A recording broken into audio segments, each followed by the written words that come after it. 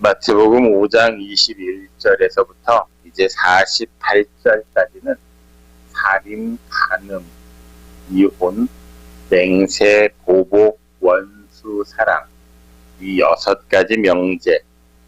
그런데 서로 대립을 이루는 6가지 명제들로 이루어져 있습니다.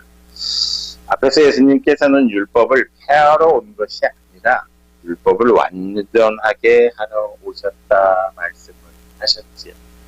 이제는 그 말씀에 맞추어서 어떻게 예수님의 가르침이 율법을 완성할 것인지, 완성하게 되는지에 대해서 말해주고 있습니다. 21절에서처럼 뭐뭇 하였다는 것을 너희가 들었으나 이렇게 표현을 하지요. 이 표현은 옛날 유대교의 랍비들이 흔히 사용하는 방식이었다고 합니다. 그러니까 예수님께서는 당시 랍비들이 사용하는 그 형식을 차용하여서 율법에 대한 옛 해석들을 말씀하신 후에 다시 나는 너희에게 이르노니 이렇게 하시면서 새로운 권위 있는 율법에 대한 해석을 하셨다는 것이지요. 오늘 본문에서 특징은 옛 사람이 나오고 너희가 나온다는 말입니다. 대조되는 사람들이지요. 옛 사람과 너희. 너희는 지금 여기 있는 그 사람들을 말합니다. 여기서 너희는 앞에서 팔복을 듣고 팔복을 받아서 이미 복이 된 사람들, 복 그 자체가 된 사람들. 아브라함에게 너는 복이 될지라 하셨던 것처럼 팔복을 듣고 이제 그 팔복이 된 사람들을 예수님께서는 너희라 표현하고 있습니다. 이미 그들은 빛과 소금의 역할을 하고 있는 사람이지요. 하나님의 말씀으로 완성되어진 사람들입니다. 그 사람들이 바로 하나님 나라의 주인, 곧 새 하늘과 새 땅의 주인들인 것이지요. 자, 그 사람들의 존재가 바뀌었습니다. 그렇다면 그 사람들에게 주어지는 말씀도 바뀌어야 한다는 게 예수님의 말씀입니다. 옛사람들에게 주어진 그 율법 가지고는 이 새로운 피조물을 규정할 수가 없습니다. 이 사람들에게 맞지 않는 말씀입니다. 그래서 이제 나는 너희에게 이르노니 하시면서 새 말씀을 주고 있는 것입니다. 자, 옛사람이라는 말은 원어로는 아르카이오스라 이렇게 말합니다. 그런데 이 단어가 처음 시작은 요한복음 1장 1절에서 나왔습니다. 거기와 같은 단어입니다. 거기에 태초라는 말씀이 나오지요. 태초에 말씀이 계시니라. 이 말씀이 하나님과 함께 계셨으니 이 말씀은 곧 하나님이시라. 그 태초, 그게 아르케라는 말입니다. 시작, 근원을 나타내는 말이지요. 이 태초, 이 말이 옛이라는 말로 돌아온 것입니다. 그러니까 인간은 항상 하나님의 근원에 있었습니다. 요한복음 1장 1절을 원어로 표현하면 엔 아르케 엔 호 로고스 그렇습니다. 태초에 말씀이 계시니라를 그렇게 말하지요. 그러니까 인간 태초의 아르케 근원을 하나님께 준 사람들이 있었다는 것입니다. 원래 태초에 하나님이 세상을 창조하실 때, 말씀으로 창조하실 때 그 말씀 안에 근원을 두었던 사람들이 있었고 또 다른 어떤 사람들이 있었는데 그 사람들은 흙으로 만들어진 사람들입니다. 창세기 2장에 나오는 사람들, 흙으로 빚어서 만든 사람들. 그러니까 두 종류의 사람이 있었다고 생각을 하면 됩니다. 태초에 하나님의 근원에서 만들어진 사람들이 있는 것이고 흙으로 만들어진 사람들이 있었습니다. 그래서 그 사람들은 땅에 속한 사람들입니다.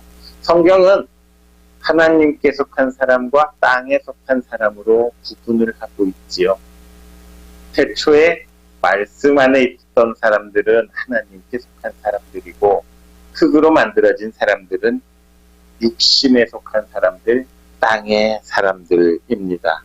그 사람들은 철저하게 육신에 속한 사람들, 육신을 입고 살아가는 사람들입니다. 바로 이 사람들이 옛사람입니다. 그러니까 옛사람들의 말하였다는 것은 이미 주어진 것이고 율법이라는 얘기지요. 옛사람들이 지켰던 것은 모세의 법이었습니다. 그런데 예수님께서 부활하시고 승천하시면서 성령을 약속하시지요. 그리고 이제 성령 강림주일 6월절을 맞이해서, 오순절을 맞이해서 예수님께서 성령을 우리에게 베풀어 주십니다. 성령이 오시면서부터 이제 시대가 율법의 시대에서 새 언약의 시대로 들어갑니다. 예수님께서 제자들과 6월절 만찬을 하실 때에 잔을 들어 축사하시고 이르시되 이것은 너희를 위하여 흘리는 나의 피, 새 언약의 피라 말씀을 하셨지요. 그거를 마시고 예수님의 말씀을 듣고 성령을 받은 그 사람들은 이제 언약의 시대로 들어가는 새로운 역사의 시대가 열린다는 것입니다. 모세는 신명기에서 이미 이 내용을 알고 있었습니다. 그래서 이스라엘 백성들에게 신명기에서부터 새 언약이라는 말을 강조하고 있었습니다. 율법은 때가 있다는 것입니다. 세상의 모든 곳에는 유통기한이라는 것이 있지요. 율법도 유통기한이 있었습니다. 광야에서 새 언약이 이루어질 때까지, 그때까지만 율법이 효력을 발휘하는 것입니다. 자, 첫사람 아담은 죄를 가지고 태어났지만 그는 죄를 죄로 여기지 않았다, 그렇게 말합니다. 왜냐하면 법이 없었기 때문에, 율법이 없어서 그것이 잘못되고 죄라는 생각을 하지 못했다는 것입니다. 죄가 없어서가 아니라 죄인 줄을 몰랐기 때문에 그냥 자유롭게 살았던 것입니다. 죄를 죄로 알지 못하고 살아가니 얼마나 자유로웠겠습니까? 그런데 율법이 끝나고 새 언약의 시대에 들어가면 이때에도 똑같이 이제 겉으로의 법은 없어집니다. 밖에서 지배하던 옛 언약이 우리의 마음의 신비에 새겨져서, 마음판에 새겨져서 자기 스스로 그것이 법이 되어서 법을 마음 안에 가지고 살아가는 사람들이 된다는 말입니다. 새 언약의 시대가 그런 시대입니다. 이제는 율법이 우리를 지배하는 시대가 아니라 예수님의 은혜로 그 법이 우리의 마음의 신비, 마음판에 새겨져서 그 예수 그리스도와 함께 살아가면서 예수 그리스도가 우리의 법이 되는 그런 시대를 살아가게 된다는 것이지요. 새 언약의 시대에는 믿음이 막연히 바라보는, 앞으로 이루어질 소망을 가지고 바라보는 그런 믿음이 아니라 이제는 내 안에 그 말씀이 들어있기 때문에 내 안에서 말씀이 이루어지고 성취되고 완성됨을 느껴가는 시대, 그게 새 언약의 시대입니다. 이 시대가 바로 너희, 예수님께서 지금 말씀하시는 너희가 살아가야 할 시대인 것이죠. 이미 우리는 하나님의 은혜를 받았고 말씀도 받았습니다. 팔복이 된 사람들입니다. 완성된 하나님의 말씀이, 법이 우리 안에 있는 사람들인 것이지요.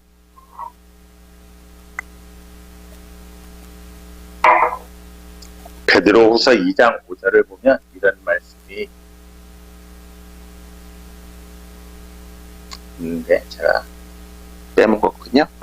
자, 베드로후서 2장 5절에는 옛 세상을 용서하지 아니하시고 오직 의를 전파하는 노아와 그 7 식구를 보존하시고 경건하지 아니한 자들을 세상에 홍수를 내리셨으며, 이런 표현이 있습니다. 옛 세상을 용서하지 아니하셨다는 것이죠. 노아 시대에도 옛 사람들이 있었다는 말입니다. 흙으로 아담으로부터 만든 아담으로부터 나오는 혈통과 육에 속한 모든 사람들이 옛사람이라고 말했지요. 이 사람들은 새 언약으로 들어갈 수가 없습니다. 그래서 하나님께서 그 옛사람들의 세상을 용서하지 아니하시고 노아와 그의 가족들만을 방주에 실어서 세상을 심판하셨다는 것 아니겠습니까? 옛사람들은 새 언약으로 들어갈 수가 없습니다. 그 사람들의 특성은 하늘에서 아무리 많은 비가 내린다 할지라도 모래 사막이기 때문에 그냥 밑으로 다 빨려 들어가 버립니다. 광야 시대를 지나던 사람들은 새 언약의 가나안 땅으로 들어가지를 못했지요. 그 사람들은 율법의 시대를 살아가는 옛 사람들입니다. 그 광야 시대의 특징은 비가 한 번에 많이 내리지만 하나도 섭취되지 못하고 흡수되지 못하고 다 쓸려서 지나가 버린다는 것이죠. 하나님의 말씀이 풍성하게 내려져 와도 거기에서 아무것도 받아들이지를 못한다는 것입니다. 그냥 여름철에 홍수가 나면 그 큰 물이 다 바다로 쓸려가 버리는 것처럼 아무리 귀한 하나님의 말씀이 홍수처럼 우리에게 쏟아진다 할지라도 하나도 받아들이지를 못한다는 것입니다. 그렇게 하나님의 말씀을 많이 듣고 오랜 신앙생활을 했음에도 불구하고 아무것도 그 귀에 남아있지 않는 것입니다. 밑 빠진 독에 물 붓기지요. 우리 의정부에 언젠가 제가 말씀드렸는데 밑 빠진 독에 물 붓는 교회라는 그런 교회를 제가 지나가다 봤습니다. 밑 빠진 독에 물 붓는 삶. 어쩌면 그게 우리의 삶일 수도 있다는 것이죠. 수많은 하나님의 말씀이 우리에게 다가와도 하나도 마음에 걸리지 않고 마음밭에 씨를 내리지 못하고 풍성한 결실을 맺지 못하는 그런 시대가 바로 옛사람의 시대, 광야의 시대라는 것입니다. 하나님의 말씀을 들어도 깨닫는 순간 잊어버리고 사라지게 되어서 내 것이 되지 않는 그것이 바로 광야 사람들의 특징입니다. 노아 시대에도 두 종류의 사람이 있었습니다. 하나님의 말씀과 의의를 전하는 노아가 있었지요.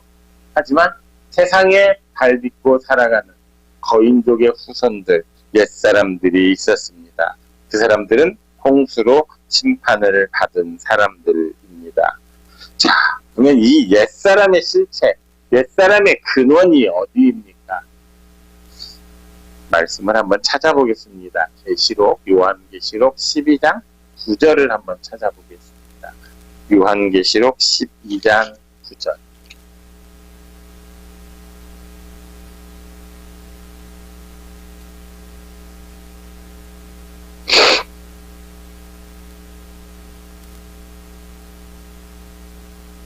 같이 읽어볼까요?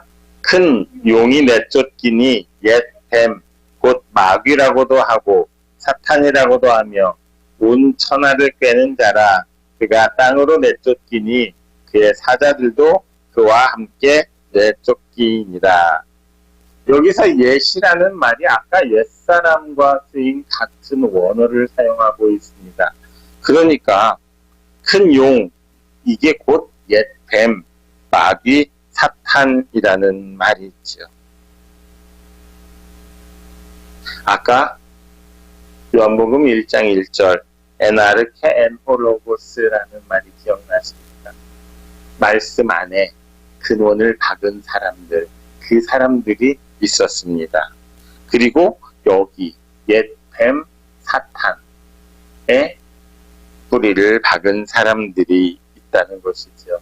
세상은 시작에서부터 근원이 다른 두 종류의 사람들이 있었음을 말하고 있습니다. 옛 언약이라 하는 것은 그 옛사람들에게, 율법을 지켜야 되는 사람들에게 주었다는 말이지요. 그래서 살인하지 말라 한 것은 실제로 사람을 죽이지만 않으면 의로운 사람이 된다는 것입니다. 사람을 죽였다는 그 전과만 없으면 그 사람은 어찌되었건 의로운 사람이라는 것이지요. 그런데 우리 주님께서는 나는 너를 너희에게 이르노니 이렇게 말씀하시죠. 우리는 말씀의 근원을 두고 살아가는 사람들이기 때문에 옛사람들과는 이제 그 기준이 달라져야 한다는 것입니다. 혈과 육에 속한 사람들은 율법의 적용을 받았다면 이미 하나님의 나라의 구성원이 된 우리들은 그 법이 적용되어서는 안 된다는 것이죠. 살인하지 말라 하셨는데 옛사람들은 살인만 하지 않으면 되었겠지만 하나님 나라에 속한 너희들에게 살인이란 이런 것이다 하고 말씀을 하고 있습니다.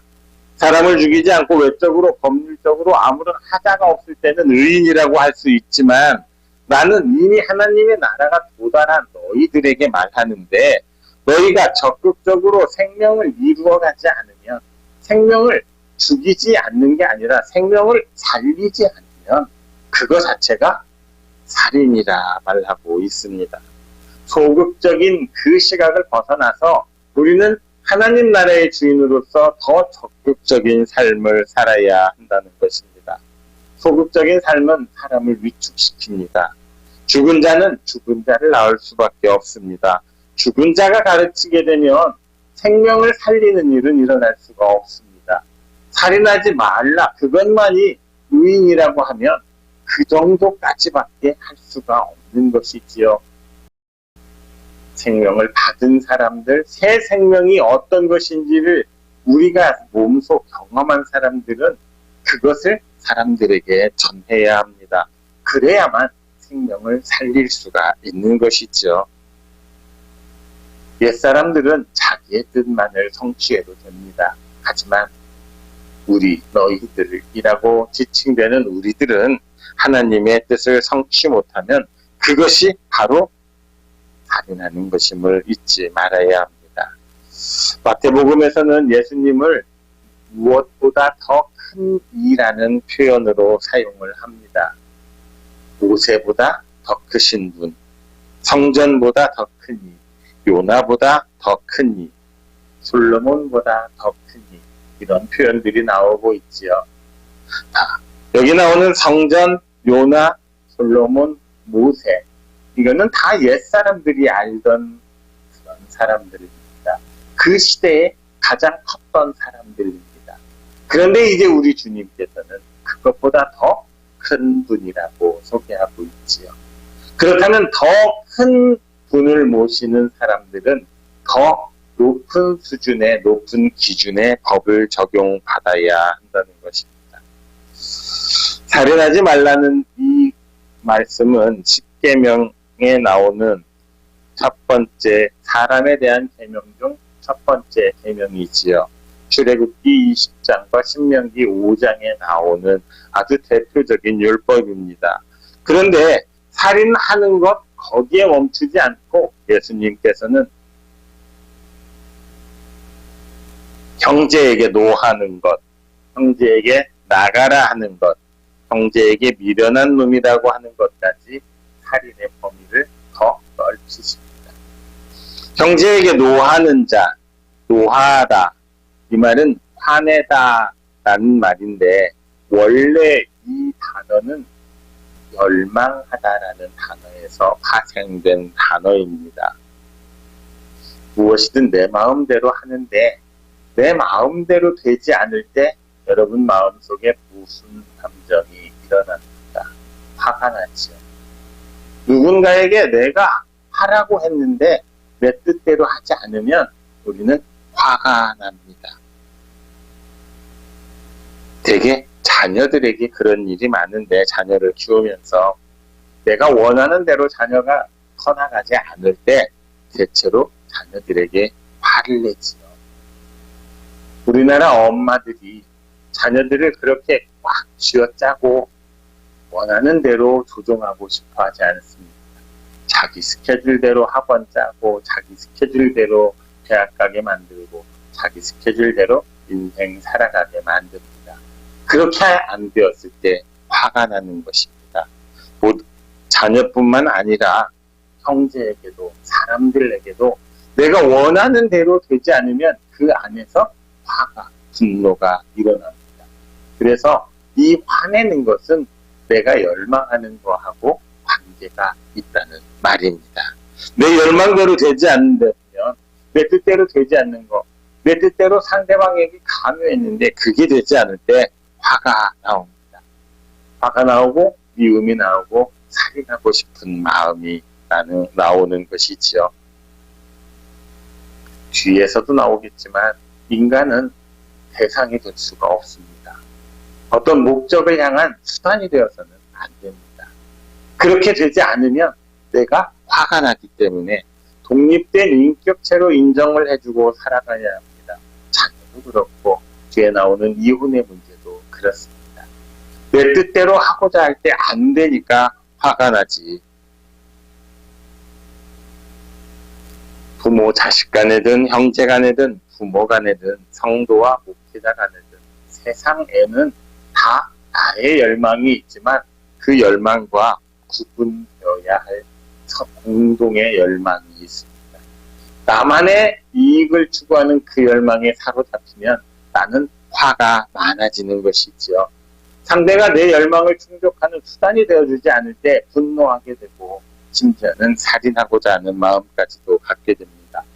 어차피 내가 누군가를 지배하려고 한다면 그 사람의 독립성을 죽여버리는 것이기에 그 사람의 인격을 말살하는 것이기 때문에 그게 곧 살인이라 우리 주님께서는 말씀하고 있는 것입니다. 각자의 위치와 역할이 다릅니다. 존중해줘야 합니다. 하나님 앞에서 섬겨야 할 몫이 각각 다릅니다. 그런데 내가 원하는 대로 내가 원하는 분량만큼 섬기게 하는 것, 그거 역시 살인하는 마음과 같다는 것이죠. 율법은 그 행위의 행위만을 그 율법의 대상으로 삼고 있는 데 비해서 우리 주님께서는 그 마음에 어떤 생각을 품고 그 법을 어겼는지 그것부터 생각하고 있습니다. 진짜로 살인을 행할 뿐만 아니라 분노를 가지고 형제에게 상처를 입히는 경우, 말이나 생각으로 살인을 하는 경우, 그거 역시도 살인과 똑같다고 말씀하고 있습니다. 나가라 하는 것은 형제에게 나쁜 욕을 하는 것이지요. 형제에게 미련하다, 바보다, 멍충이다 이런 표현, 이거 역시 그 사람의 인격을 제한하고 그 사람의 인격을 말살하는 행위이기 때문에 살인이라고 말하고 있는 것입니다. 라카는 원래 라가라는 말의 원어는 라카입니다. 라카. 이 라카는 우리가 흔히 쓰는 욕과 같은 그런 말들을 형제에게 쓰지 말라는 것입니다. 문자적으로는 바보, 돌대가리 이런 것이지만 예수님 시대에 많이 쓰여졌던 그 상황, 우리가 흔히 쓰는 욕과 같다는 것이지요. 미련한 놈이다 이 말은 모래라고 합니다. 모래. 어리석음. 이 어리석음은 시편에서 하나님이 없는 자들, 없다고 말하는 자들은 어리석다 할 때 사용되는 단어입니다. 그러니까 멍청이, 바보, 어리석다 이런 말 그냥 들으면 뭔가 모자라는 것 같지만 그는 하나님이 없다고 말할 만큼 참 미련한 사람이다 이런 뜻이 되는 것입니다. 그러니까 라카나 모래라는 단어보다 더 모욕적인 단어는 없다는 것이지요. 그런 단어가 바로 인격을 말살한다. 그러기에 그것 또한 살인이라 말하고 있습니다. 자, 형제에게 화를 내고 형제를 모욕하고 미워하는 사람들의 벌은 지옥불에 들어가는 것이라 말합니다. 요한복음 3장 15절에서 이렇게 말합니다. 그 형제를 미워하는 자마다 살인하는 자니 살인하는 자마다 영생이 그 속에 거하지 아니하는 것을 너희가 아는 바라. 오늘 본문과 거의 비슷한 얘기지요. 형제에게 성내고 분노하는 것, 그게 바로 지옥불에 떨어지는 것. 그 결코 영생을 누릴 수 없는 법이라 말합니다. 23절과 24절을 보면 너희가 예물을 제단에 드리려다가 다른 사람에게 모욕적인 언행을 함으로써 원망들을 만한 일이 생각나거든 먼저 화목하라 말씀하십니다. 공동체 안에서 제일 중요한 게 화목이라고 말하고 있습니다. 눈에 보이는 형제를 사랑하지 않는 자가 눈에 보이지 않는 하나님을 어찌 사랑하겠느냐. 요한복음 요연 1서 4장 20절에서 말하죠. 눈에 보이는 형제와 좋은 관계, 화목한 관계를 유지하지 못한다면 하나님과는 결코 화목한 관계를 유지할 수 없다고 말합니다. 오늘 주님께서는 살인하지 말라는 그 계명을 해석해 주셨습니다. 욕설 자체가 이미 악한 것이고 살인 행위와 마찬가지로 취급되어서 하나님 앞에서 심판을 면할 길이 없다 말씀하십니다. 사람의 행동은 그냥 나오는 것이 아니지요. 마음에서 시작되는 것입니다. 그래서 그 마음, 하나님의 나라의 변화, 하나님 나라의 능력도 마음 안에서 체험되어야 합니다. 그래서 바로 사랑이 필요하다고 할 수 있는 것이죠. 오늘 우리에게 하나님께서는 새 계명을 주심과 마찬가지로 또한 새 날을 주셨습니다. 혹시 여러분 중에 우리 주변의 형제와 원망될 만한 일이나 형제의 마음을 아프게 한 일이 생각나십니까? 그러면 먼저 형제와 화해하심으로써 보이지 않는 하나님을 사랑하는 첫 걸음을 떼어 보시기 바랍니다. 오늘 하루 성령이 허락하는 그 사랑을 가지고 하나님께서 우리에게 허락하시는 능력을 체험하시고 복되고 형통한 삶을 살아가는 여러분 모두가 되시기를 그리스도이신 예수님의 이름으로 축원합니다.